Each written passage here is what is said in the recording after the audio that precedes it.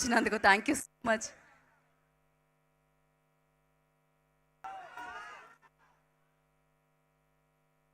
Peoples media factory అత్యద్భుతంగా రూపొందించినటువంటి మిరాయి చిత్రం ఇంత అద్భుత విజయాన్ని అందుకున్నటువంటి శుభ సందర్భంలో అమ్మలు కన్న అమ్మ కనకదుర్గమ్మ వెలిసినటువంటి విజయవాడలో ఈ పున్నమి ఘాట్లో ఏర్పాటు చేసుకున్నటువంటి ఈ విజయోత్సవ సభకి విచ్చేసినటువంటి సినిమాలోని నటీనటులకి, సాంకేతిక వర్గానికి, అన్నిటికంటే మించి విచ్చేసినటువంటి 50 మంది అభిమానులందరికీ కూడా శిరస్సు వంచి నమస్సుమాంజలి తెలియజేస్తా ఉన్నాను.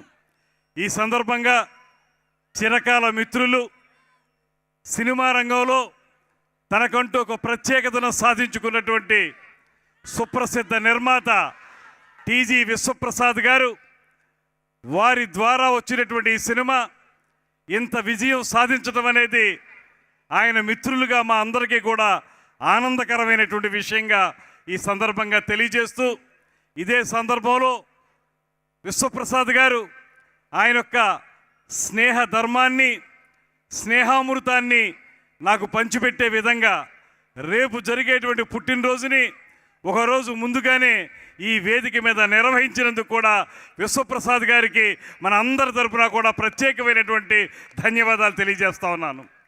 ఇప్పుడే చూసాం మిరాయి చిత్రం తాలూకు పాటలు, అదేవిధంగా ఈ చిత్రం సాధించినటువంటి విజయం.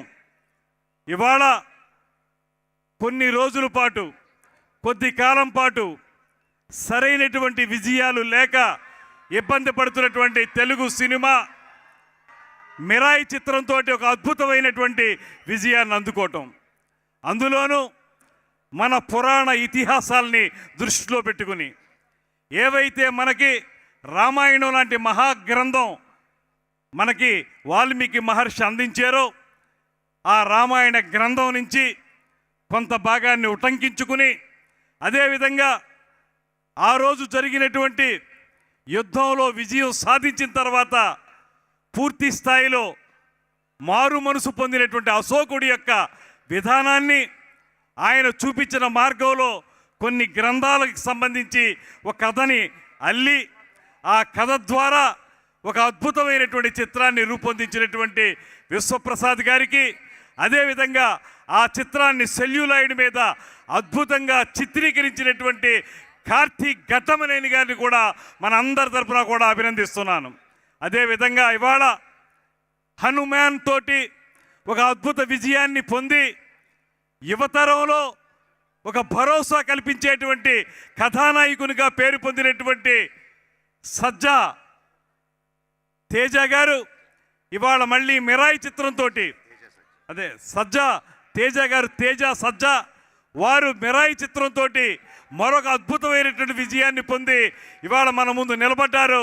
వారికి బంగారు భవిష్యత్తు ఉండాలనేటువంటి మాటని ఈ సందర్భంగా తెలియజేస్తూ, అదేవిధంగా మంచు వారి కుటుంబం నుంచి వచ్చి ఒక అద్భుతమైనటువంటి నటుడిగా ఇప్పటి వరకు అనేక చిత్రాల్లో వైవిధ్యభరితమైనటువంటి పాత్రల్ని పోషించి కథానాయకునిగా, ప్రతినాయకునిగా, క్యారెక్టర్ రోల్లో అన్ని విధాలుగా కూడా అందరినీ ఒప్పించి ఇవాళ ఈ చిత్రంలో ప్రతి కథానాయకునిగా, ప్రతి నాయకునిగా అద్భుతమైనటువంటి పాత్ర పోషణ చేసినటువంటి మంచు మనోజ్ గారికి కూడా మనందరి తరఫున కూడా అభినందనలు తెలియజేస్తూ, తెలుగు సినిమా రంగంలో అగ్ర హీరోలందరితోటి కూడా కథానాయికగా నటించి ఒక పక్కన గ్లామర్ రోల్స్ని, మరో పక్కన నటనకి అవకాశం ఉన్నటువంటి పాత్రలను కూడా పోషించి అశేష ఆంధ్ర ప్రజానీకం యొక్క ప్రత్యేకమైన అభిమానాన్ని పొందినటువంటి శ్రీమతి శ్రేయ గారు ఇవాళ ఈ సినిమాలో ఒక అద్భుతమైన పాత్ర పోషించి మన అందరి అభిమానాన్ని చూరగొన్నారు. వారికి కూడా ప్రత్యేకమైన అభినందనలు తెలియజేస్తూ, యువ కథానాయిక ఇవాళ ఆమె పేరు హతికా నాయక్ గారు, రుతికా నాయక్ గారు ఒక మంచి హీరోయిన్గా రాబోయే రోజుల్లో అద్భుతమైనటువంటి స్థానాన్ని పొందగలిగేటువంటి కథానాయికగా ఈ చిత్రంతో గొప్ప విజయాన్ని అందుకున్నందుకు వారికి కూడా అభినందనలు తెలియజేస్తూ మనం చూసాం.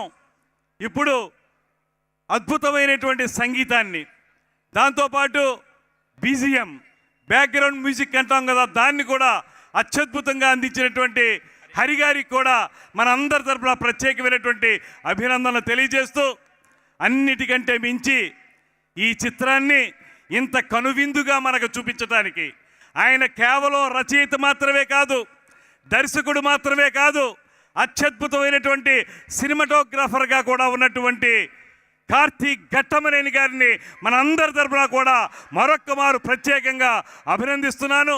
ఒక సినిమాని, మైథాలజీకి సంబంధించిన సినిమా, ఫ్యాంటసీకి సంబంధించినటువంటి ఒక సినిమాని ఇవాళ ఉన్నటువంటి ప్రజల అభిరుచికి అనుగుణంగా మలచడం అంటే సామాన్యమైన విషయం కాదు.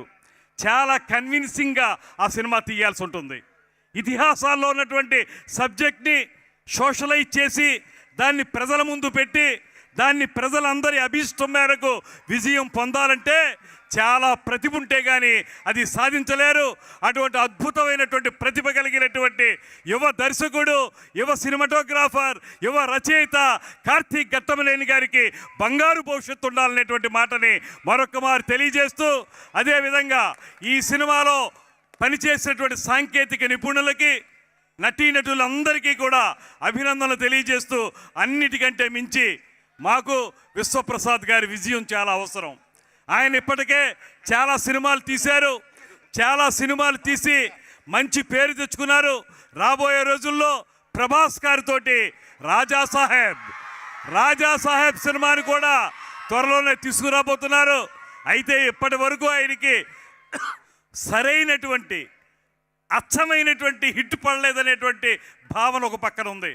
దాన్ని పటాపంచలు చేస్తూ ఒక అద్భుతమైన హిట్ పొందినటువంటి విశ్వప్రసాద్ గారికి మనందరి తరఫున కూడా అభినందనలు తెలియజేస్తూ, ఈ సందర్భంగా ఒక నవతరం నాయకుడు, మీ అందరి ఆదరాభిమానాల్ని చూరగొన్నటువంటి పవన్ కళ్యాణ్ గారి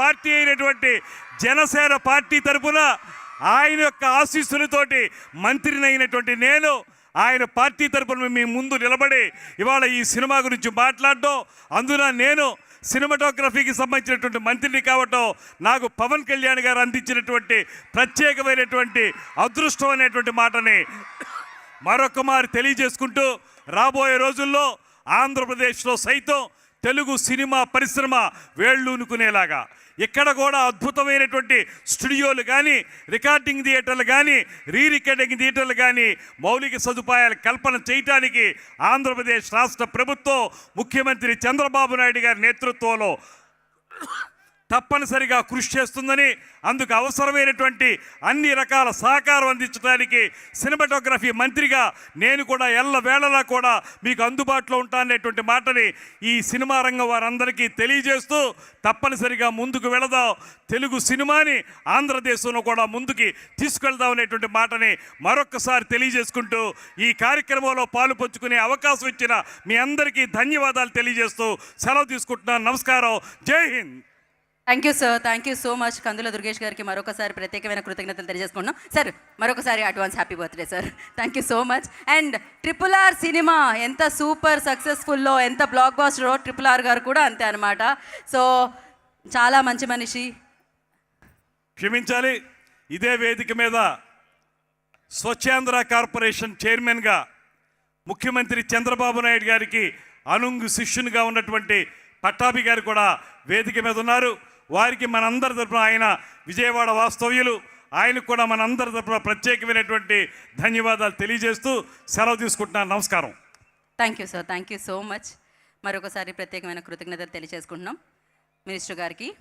అండ్ ఎస్, దీని తర్వాత మనం RRR గారి స్పీచ్ విందాము. ఇప్పటికే చాలా సమయాన్ని వారు కేటాయించి ఇక్కడికి విచ్చేసి